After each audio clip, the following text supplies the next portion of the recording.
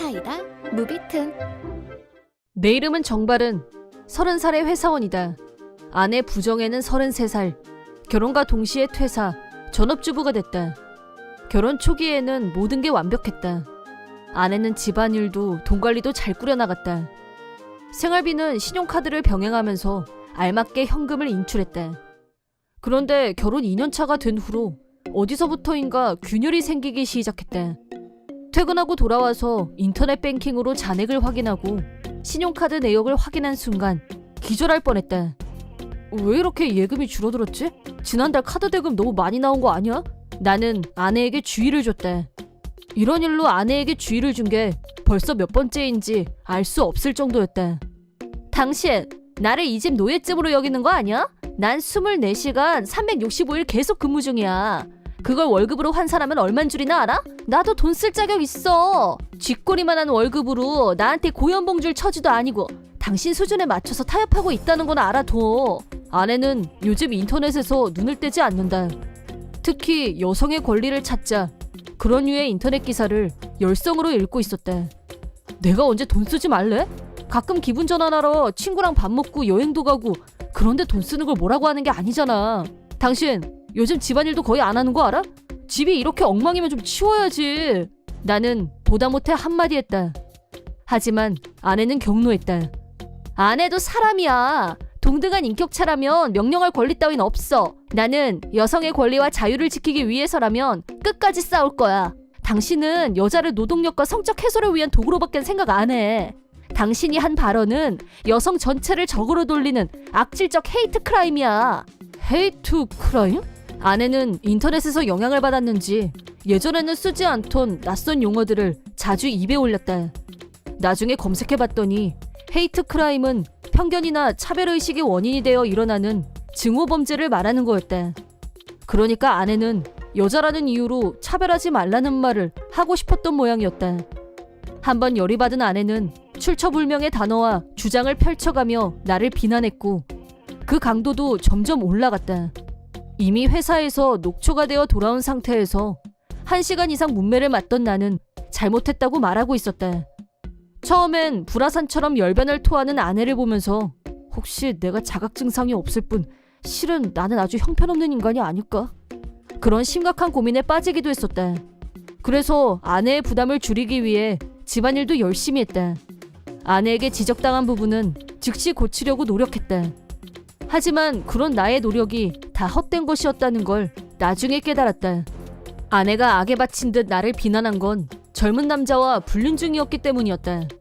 전업주부인 아내가 가정을 내팽개치고 집에서 나간 날 아내가 불륜남과 여행을 갔다는 걸 알고 나서 나는 신용카드를 정지시켰고 예금을 다른 통장으로 옮겼다. 아내는 노예가 아니야. 여유를 갖는 건 아내의 당연한 권리야. 라며 대단한 사람처럼 주장하던 아내는 돈구멍이 막히자 개망신의 뜨거운 맛을 보게 됐다. 아내의 불륜을 알게 된 건 아주 우연이었다. 아내는 기분이 엄청 좋았는지 콧노래를 부르며 샤워를 하러 들어갔는데 거실에 두고 간 핸드폰 화면이 열려 있었기 때문에 별 생각 없이 눈길이 갔다. 화면에는 불륜남과 나눈 대화 내용이 남아 있었다. 두 사람은 1박 2일로 온천 여행을 갈 약속을 한 모양이었다. 불륜남은 젊고 잘생긴 편이었다. 아내는 자신만만하게 불륜남에게 메시지를 보냈다. 돈이라면 걱정 마. 카드도 있고 나 통장에 현금도 많아. 우리 집에 인간 ATM 있잖아. 돈 걱정은 안 해도 돼. 자기는 알바생이라 평소에 맛있는 거 별로 못 먹잖아. 내가 맛있고 비싼 요리 왕창 사줄게. 대신 밤에는 나한테 봉사? 알지? 여성의 권리가 어쩌고 떠들더니 남편도로 인간 ATM? 그리고 이게 남자를 성적 해소 대상으로 취급하는 게 아니면 뭐야? 나는 아내가 눈치채지 않게 핸드폰을 원위치 시켜놓았다. 복수는 고민할 대상이 아니었다. 나는 흥신소에 의뢰해서 불륜 증거를 수집했다. 불륜남은 21살이었다. 직업은 알바생. 돈 없는 젊은 남자와 만나며 데이트 비용은 아내가 모두 내고 있었다. 불륜 증거는 충분히 잡아냈지만 당분간 더 풀어놓고 지켜보기로 했다. 불륜 여행을 간다 이거지? 카드도 현금도 못 쓰면 어떻게 되려나? 불륜 여행 직전에 신용카드는 정지시키고 예금은 몽땅 옮기기로 했다. 가장 효과적으로 복수할 수 있는 타이밍을 노렸고 실행에 옮겼다. 마지막 한 수는 탐정을 붙여서 불륜여행 증거만 잡으면 금상첨화라고 할 수 있겠지. 불륜여행 당일날 아내는 아침부터 나한테 늘 하던 대로 꼬투리를 잡아서 비판했다. 그런 음탕한 눈으로 가슴 쳐다보는 거 불쾌해. 뭐래? 나는 불륜을 알게 된 후 아내한테 눈길도 주지 않았다. 분노가 올라와서 얼굴에 감정이 나오는 걸 미연에 막기 위해서였다. 내가 언제 봤다고 생떼야? 아니, 나는 당신한테 음탕한 시선을 느꼈어. 토 나올 것 같아. 여자를 성적 대상으로밖에 보지 않는 짐승 같은 눈빛. 순간적으로 시야에 들어왔을 수는 있지만 난 그런 의도로 본 적 없어. 거짓말하지 마. 성욕에 들끓은 음탕한 그 눈빛 내가 모를 것 같아? 당신은 여자를 성적 욕망을 해소하는 도구로밖에 여기지 않는 불쌍한 남자야. 됐어. 내 입만 아프고 당신하고 같은 공간에 있는 것도 싫어. 당분간 나가 있을게. 아내는 커다란 가방을 들고 요란하게 집에서 나갔다. 혼자 남은 나는 어이가 없다 못해 한숨이 저절로 나왔다. 가방에 한 짐 싣고 살뜰하게 준비해서 나갔네. 나를 완전히 바보 취급하고 있거나 젊고 잘생긴 놈한테 완전히 미쳐있거나 자기가 하는 짓이 얼마나 어색한지 모르고 있는 것 같았다. 아까 나는 집안일은 나 몰라라 하고 불륜하고 다니는 것도 여자의 권리야? 여자의 자유가 그런 거야? 라고 신랄하게 따지고 싶었다. 그 말들을 주워 삼키느라 힘들었다. 한참 후에 기차를 기다리는 시간에 한 소리 더 하고 싶었는지 장문의 설교 메시지가 도착했다. 전업주부가 된 게 순전히 내 선택이었던 건 인정할게. 하지만 24시간 365일 노예처럼 부려먹으면 그건 죽으라는 거나 다름없어. 당신은 도대체 왜 전업주부에게도 휴식이 필요하다는 당연한 사실을 이해 못하는 거야? 이건 엄연한 여성의 자유에 대한 침해야. 명백한 여성 인권 무시. 당신은 여자를 아래로 보고 있다고. 자기 반성과 사죄하기 바람. 대체 내가 언제 여자를 아래로 봤던 건지. 그래, 솔직히 내가 널 경멸하고 있다는 건 인정. 나는 이 공허한 말장난에 불과한 메시지를 일십하기로 했다. 몇 시간 후 연속 재생처럼 아내에게서 전화벨이 울렸다. 드디어 카드는 먹통, 통장은 깡통이란 걸 알게 된 모양이었다. 음성 메시지로 대강 어떤 상황인지 파악이 됐다. 아내와 불륜남은 아내가 갖고 있던 현금으로 일단 목적지에 도착했다.